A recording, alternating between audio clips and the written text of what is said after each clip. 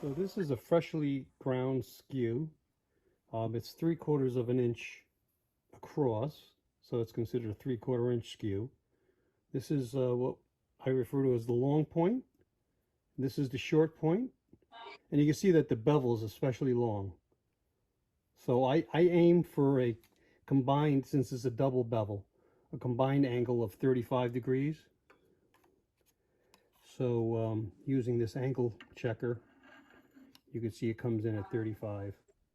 But, you know, because it's a double bevel, your actual cutting angle is a really kind of crazy acute.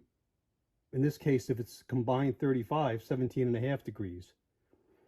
And it's partly for that reason, that very long bevel allows you to make such great cuts, but also, you know, presents problems in terms of making sure you present the tool correctly. And even after getting a good grind, I take in this case, a 600 mesh diamond credit card stone, and I'll hone the skew.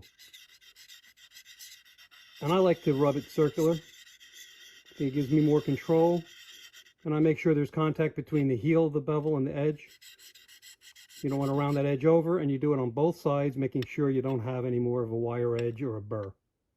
You just continue to do that, and eventually you get that razor sharp edge that makes using a skew so great. It'll last a long time, that razor sharp edge. So to practice making V cuts with the long point of the skew, start with a cylinder. In this case, it's about 1.5 inches, and then just use a pencil and mark out lines every 3/4 inches. Just make it easy for me. I just laid out those pencil marks right on the tool rest. You have to make sure your tool rest is at the center or just very slightly below. That allows you to have that point of the long point of the skew to be working a little higher. And then just go ahead, keeping the tool at 90 degrees to the work. Start with the handle very low, and then you just bring the point forward and just lift the handle. That first cut will be a little rough because even how sharp as that point is, you're just not giving yourself any clearance. It's just pushing right in. So go ahead right on down. Now to make that left side of the V cut, bring your tool over to the, well, I'll have to go wider.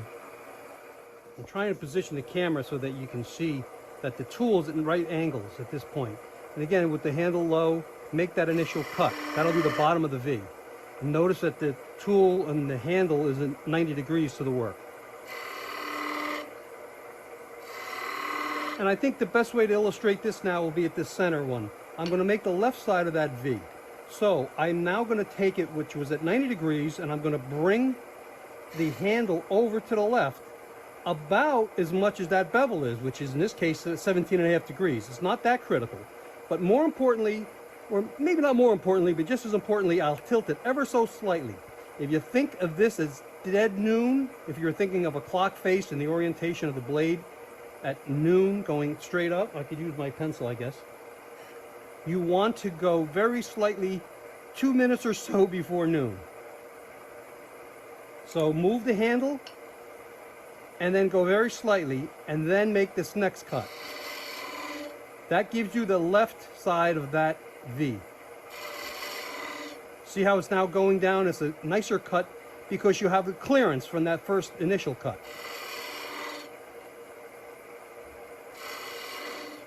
Now what happened there was the bevel slipped. I didn't have the angle proper. And I'll go ahead and continue that. Now to make the right side of the V, I'll just do the opposite. I'll swing the handle over to the right, and I'm hitting the tripod. And again, now if you thought of this as noon, I'm positioning the handle to the right, and now I'm going to go like 2 minutes after noon. Very slightly, you don't have to go as much as you think. And now I'll start high and lift the handle up and move the point forward.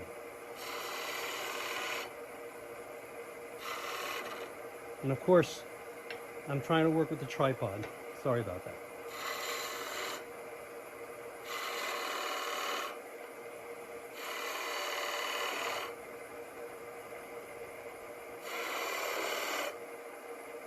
Okay, now I'm clear of the tripod.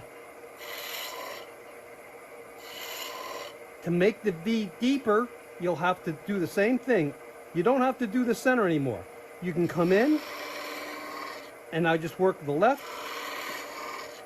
I suggest you just work one side, and as you're beginning to do this, you'll find that you're better at one side than the other.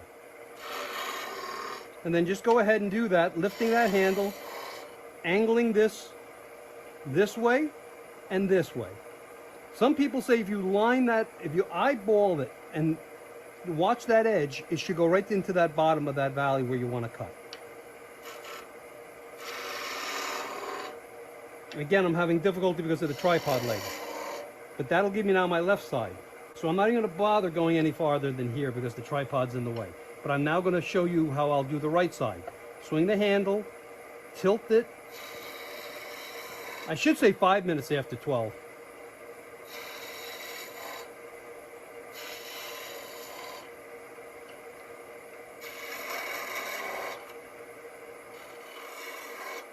And I apologize for that, for trying to position the handle relative to the tripod leg.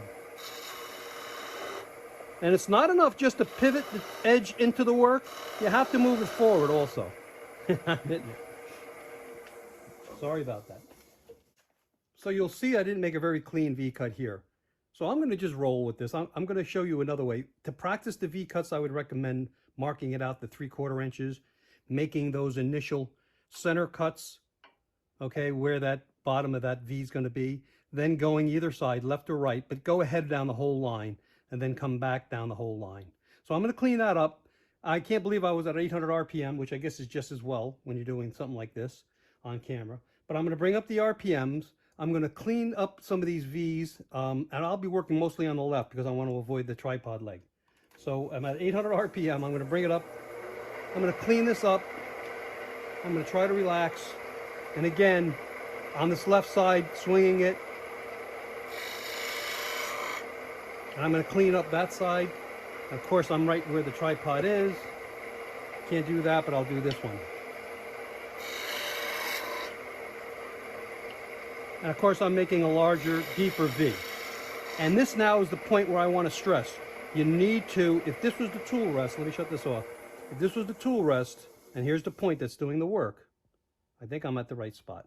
If this is the tool rest, the top of my finger, I have the handle down low. I present that point up a little higher than normally. Don't think about working on the center with this type of practice or this type of cut. You're working up higher on the wood. Then you lift the handle, but you also have to move the handle forward. If you don't, you're just going to turn this into a cut that's not very satisfactory.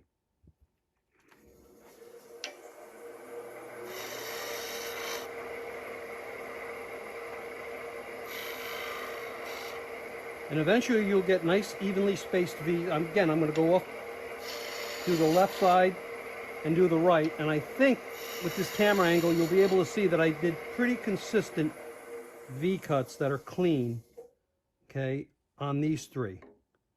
This one not so bad, but of course I can't access these. So listen, while it's running, I'm just gonna do a quick peeling cut, a rough peeling cut, then a smooth peeling cut. Then I'm gonna show you another technique to how to make the V cuts.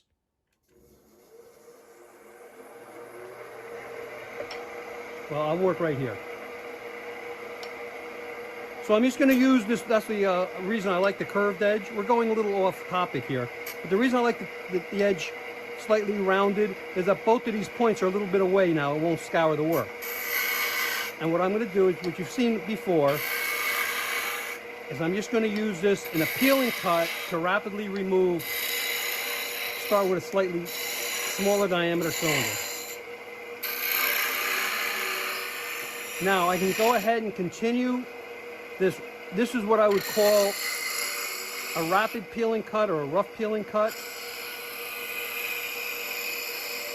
And it leaves me a cylinder pretty quick. I have a little bulb here. I'll just get rid of that. I can also, this is the finish that leaves. It's pretty rough, but I could also then once this bevel rubbing cut, but at some point I can just very gently go across. That's what I call my finish peel cut. And that can get you out of a lot of trouble. Okay, you could also now turn this into a planing cut, which leaves the best possible surface. I'll illustrate that. And you'll see the difference between the two. This is leaving a very nice cut edge. And on the other, no matter how confident you think you're going to be with the skew chisel, it's very humbling. So we're just going to get rid of that, and I'll show you again the difference between the surfaces. That's the planing cut on the left. That's even the really finished peeling cut. You'll see the difference in the surface. So let me just show you another way to make a V cut, and that would be, again, marking out where you want it. But in this case, you're just going to go to the left, swing the handle over to the left, angle it about 5 minutes after 12, right?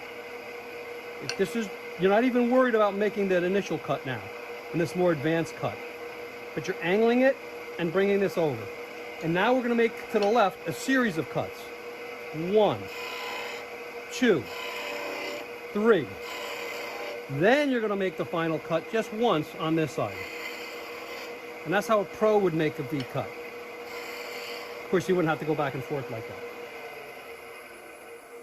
All right, so it's a great technique, and it's once you practice a lot, you'll get the hang of it. Well, thank you very much for putting that video together. Thank you. Sorry. Yeah, thank you. Does Joe, anybody can I else ask you a have question? Yeah. During your planing and peeling cuts, is the tool flat on the tool rest, or are you lifting it up on an angle? So on the peeling cut, that's why it's kind of a simpler cut, because you are the broad section of that skew chisel is laying flat on the tool rest.